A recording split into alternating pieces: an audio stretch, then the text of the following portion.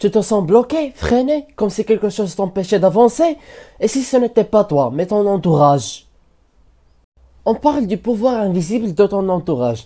Tu es la moyenne des 5 personnes que tu fréquentes le plus. Ce n'est pas juste une phrase tendance, c'est une réalité psychologique prouvée. Leur manière de penser, leur vision du monde, leurs habitudes, tout ça glisse sur toi sans que tu t'en rendes compte.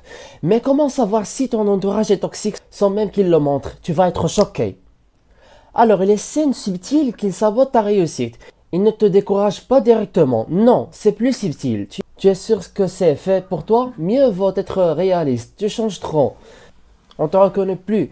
Ces petites phrases sont des poisons doux, des limitations déguisées en bonne intention. Attends, et si je te disais qu'ils le font souvent sans avoir conscience eux-mêmes? Mais pourquoi les proches peuvent devenir des saboteurs involontaires? L'être humain est naturellement résistant au changement. Quand tu changes, tu les forces à se remettre en question. Alors certains préfèrent te rabaisser plutôt que s'élever avec toi. Ce n'est pas toujours de la méchanceté, c'est parfois de la peur. Mais tu veux savoir le pire, certains te sabotent parce qu'ils t'aiment. Alors l'amour qui étouffe, le piège familial. Ne vise pas trop haut, tu risques d'être déçu. Ce travail est stable, pourquoi aller chercher plus? La famille peut vouloir te protéger, mais en réalité, elle te met en cage dorée.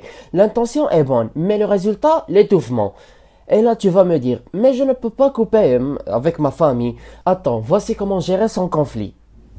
Alors, comment gérer un entourage limitant sans tout détruire? Tu n'as pas besoin de tout casser, tu as besoin de bâtir des murs invisibles. Réduire l'accès à ton mental, protège tes idées naissantes. Parle de tes projets uniquement à ceux qui les nourrissent, pas à ceux qui les écrasent. Et si tu n'as pas de personnes motivantes autour de toi, pas de panique, tu peux créer ton entourage virtuel. Alors construis ton cercle de réussite même sans amis proches. Podcasts, livres, vidéos, mentors en ligne. Tu peux t'entourer de voix puissantes même sans les connaître en vrai. Les mots que tu entends chaque jour sculptent ton cerveau. Sois sélectif. Mais une question demeure. Dois-tu dire adieu à tes amis d'enfance? On y arrive. Alors garde ou quitte. La décision difficile. Certains amis sont là pour une saison, d'autres pour une mission. Très peu pour la vie. S'ils ne grandissent pas avec toi, ils finiront par te tirer vers le bas. Et c'est dur, je sais. Mais ton avenir vaut ce sacrifice. Et tu hésites encore? Voici une méthode simple pour savoir qui mérite de rester dans ta vie. Donc le test du silence et de l'action. Arrête de parler de tes projets, agis, observe. Qui te soutient sans rien demander? Qui disparaît? Qui te critique sans rien construire? Les réponses viendront toutes seules.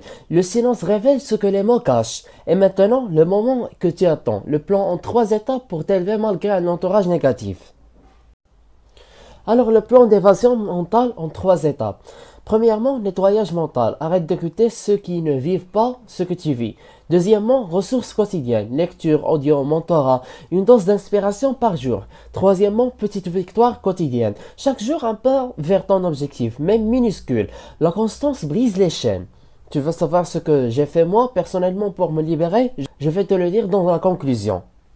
Alors, une conclusion puissante. Mon entourage ne comprenait pas mes rêves. Je me suis isolé. J'ai souffert, mais aujourd'hui, je suis en route. Je suis libre. Tu le peux aussi.